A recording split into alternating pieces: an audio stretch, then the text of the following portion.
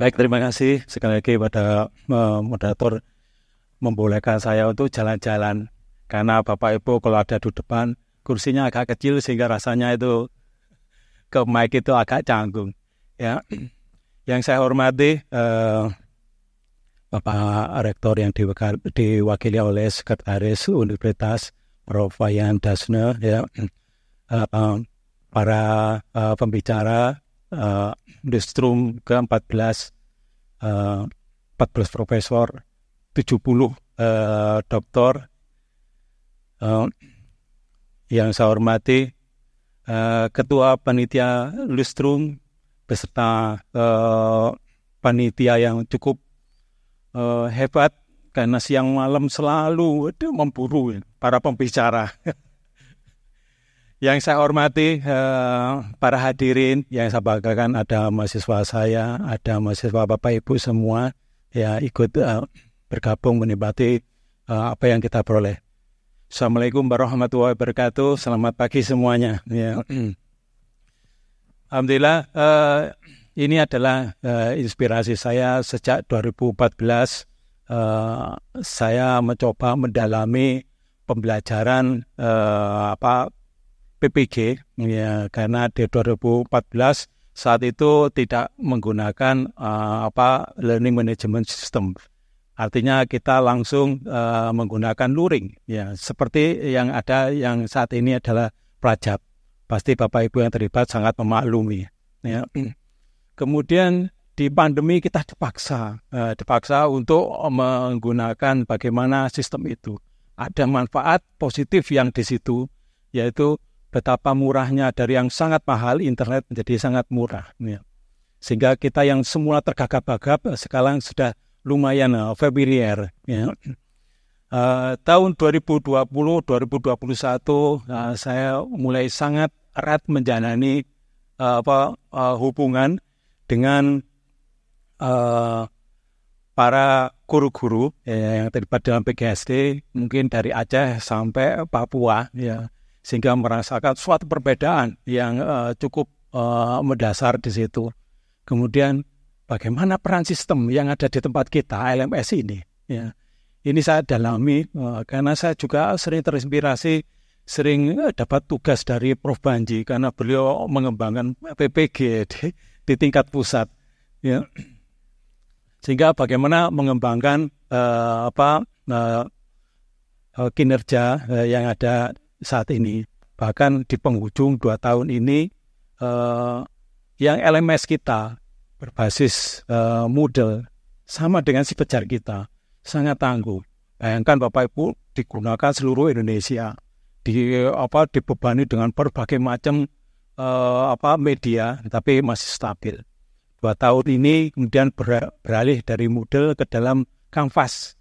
Bapak Ibu yang terlibat pasti agak kaku lagi, ya, karena ada paradigma. Meskipun di sana sudah ditanamkan AI, yaitu Artificial Intelligence. Ya. Next.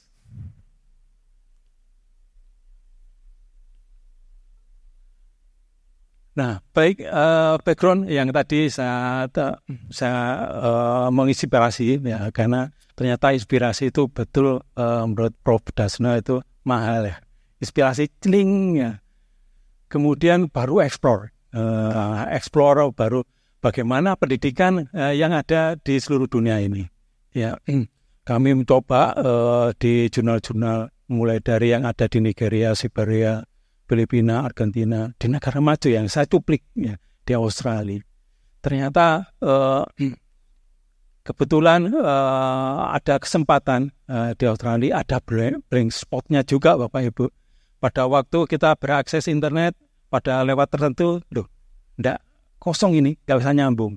Di negara maju aja, ya, ada blank spot, ya, yang tidak bisa kita akses, ya.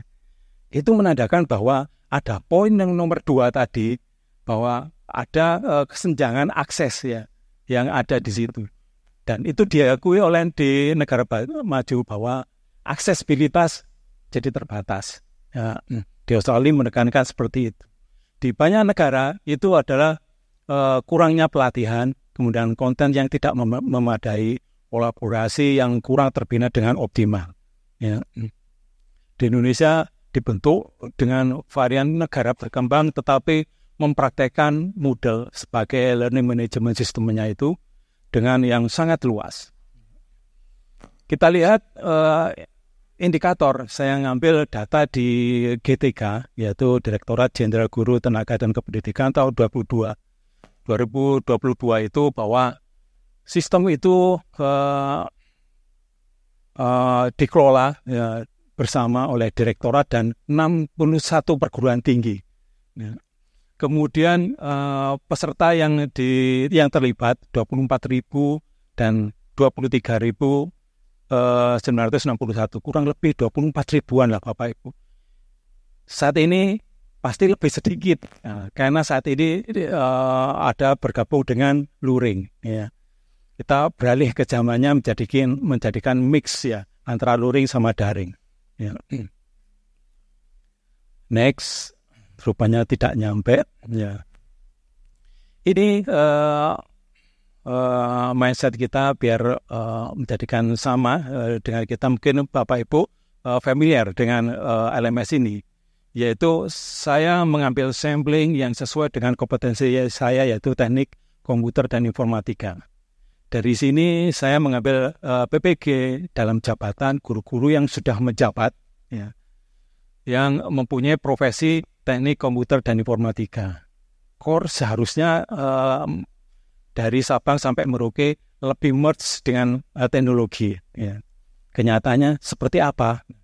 Di dalam satu sistem tadi ada 61 perguruan tinggi, masing-masing yang terlibat itu banyak hal.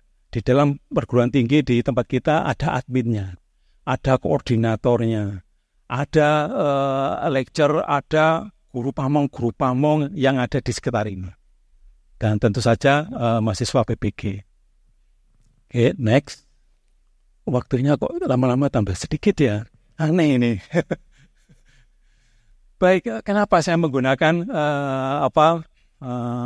model untuk analisis sistem ya, yaitu menggunakan Dillon and McLean. Ya, sebetulnya banyak Bapak Ibu para hadirin, kalau kita ingin menganalisis suatu sistem ya, ada UTIUT, ada ATM, TEM ya, teknologi accepted model, dan banyak lagi model, mungkin puluhan Bapak Ibu. Tapi dari studi literatur saya yang saya matchkan dengan LMS yang ada di Indonesia, saya lebih tertarik dengan menggunakan model Dillon and McLean ini karena kebertimbangannya cukup banyak, lebih luas, dan banyak yang diacu ya sih, variabel-variabel yang digunakan sangat fleksibel. Ya. Kemudian kuesioner-kuesionernya bisa dimodified ya, sehingga bisa lebih cocok ya dengan apa yang kita kembangkan. Next. Nah, dari model tersebut Dillon and McLean ada beberapa kajian yang bisa diganti model-modelnya ya, sehingga ini adalah temuan baru. Bapak Ibu, mungkin dalam waktu singkat pekerjaan saya 8 bulan ini mungkin tidak tersampaikan dengan optimal. Tapi jangan khawatir, Bapak Ibu bisa di Scholar, Google Scholar, kata-kata magic Hakun dapat ya. Artikel kuartil 1 ya, itu bisa Bapak Ibu dapatkan ya. Dari sini saya menginginkan hubungan bagaimana sistem yang dikembangkan oleh lembaga nasional kita itu kualitasnya seperti apa ya. Kemudian kualitas informasi yang dikembangkan itu bagaimana. Kemudian ada kualitas layanannya bagaimana. Ini yang menarik ya, di dalam DM model ini ada 6 dimensi yang bisa dipotret untuk saling dikaitkan, yaitu bagaimana penggunaannya, kemudian bagaimana kepuasan pengguna tersebut, kemudian yang paling terakhir adalah net benefit atau manfaat secara keseluruhan. Manfaat keseluruhan itu menjadikan penting. Kalau di utama itu dijadikan variabel terikat, kemudian di pengguna sama kepuasan itu dijadikan variabel antara, ya. Sehingga itu sangat mungkin dikembangkan dengan analisis yang digunakan oleh Prof. Asep tadi, ya. Gara-gara kita diseminasi, jadi saya tahu ya, sistemnya itu bisa dianalisis dengan model punya Pak Prof. Asep, ya, itu bisa dikembangkan, Bapak. Nah, modifikasi yang saya lakukan itu adalah net benefit, saya sejajarkan menjadikan variabel terikat. Nah, dari sini kita bisa tahu bagaimana hubungan dari keenam variabel tersebut. Hipotesis yang kami kembangkan menjadikan 9, ya. 9 bagaimana kualitas sistem itu berhubungan positif dengan pengguna LMS, kemudian kualitas informasi berhubungan dengan pengguna LMS dan seterusnya sampai hipotesis 9, ya. Next. Baik, ini metode yang saya kembangkan. Bapak Ibu, kami menggunakan ternyata dengan kedekatan pada waktu kita pembelajaran, ya. Kemudian kita membutuhkan pada peserta didik kita yang lalu ternyata menjadikan imbas yang cukup menarik, ya. Pada waktu saya membutuhkan untuk respon mereka dari Sabang sampai Merauke 27 provinsi, mereka semua pada merespon dengan optimal.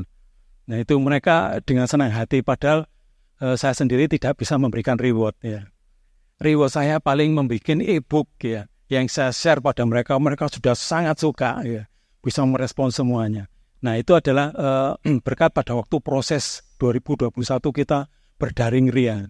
Berdaring ria, kalau nggak salah Bapak Ibu kan siang malam, ya Bapak Ibu. Kalau saya mengambil jam maghrib, ya, berarti di Papua itu jam 8 malam. Kalau 2 jam berarti jam 10, kasihan mereka. Nah, sehingga saya tidak berani memberikan jam 6 lebih ke atas, ya. Nah, kemudian saya mengambil kompetensi keahlian TKI yang kebetulan saya bina tahun 2020 sampai 2021. Kemudian saya menggunakan teknik snowball sampling melalui Google Form, ya. Kemudian kami mengambil sampling dari setelah kita melakukan uji coba pada instrumen tersebut, ya. Kemudian saya mengambil data sebanyak 239 guru. Dari 290 guru itu masing-masing 124 adalah perempuan, 115 adalah laki-laki. Ini ada kas lagi, ya, kalau untuk saya kembangkan, ya, bagaimana peran sebagai untuk sisi gender, ya, untuk bisa dikembangkan. Moga-moga dapat kuartil 1 lagi. Next. Nah, di sini bisa nampak, mungkin saya tidak menggambarkan yang seruat yang Prof. Asep, yang jadikan simple saja, ya. Di mana kita bisa melihat dari hubungan ke-6 variabel tadi, kemudian bisa dilihat bahwa ke-6 variabel tadi ternyata ada kualitas informasi yang sangat tidak mempunyai hubungan secara tidak langsung, ya, dengan niat pengguna. Ini agak aneh, ya, kenapa, ya? Kemudian kualitas informasi itu tidak berkaitan langsung dengan kepuasan pengguna. Semua sangat terdukung dari 7 variabel yang lainnya. Dari secara keseluruhan, ini ternyata kualitas sistem, kemudian kualitas informasi, kualitas layanan sangat memberikan keuntungan bersih bagi direktorat maupun secara individu secara signifikan. Kemudian data ini bisa kita lihat gambaran tadi bahwa kontribusi yaitu kualitas sistem, kualitas informasi, dan kualitas layanan mempunyai kontribusi 63%, ya, terhadap keuntungan bersih, manfaat bersih dari lembaga maupun individu. Next, tinggal 4 detik lagi. Iya, saya. Next. Oke, ini saya memberikan histori dari awal tadi, ya. Kemudian Di next.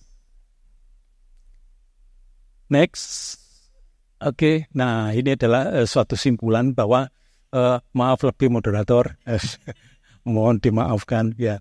Bahwa ternyata dari dua yang tidak ada hubungan tadi, tidak ada hubungan secara signifikan, itu memerlukan tambahan. Kalau LMS seperti si Pejar tidak dikaitkan dengan suatu media yang lebih personal, ya, itu akan lebih menurunkan kepuasan dari pengguna. Saya kira itu pentingnya personalized system itu menjadikan suatu pilihan yang menarik. Saya akhiri sementara. Assalamualaikum warahmatullahi wabarakatuh. Waalaikumsalam. Kita beri aplaus yang meriah untuk Prof. Hakun.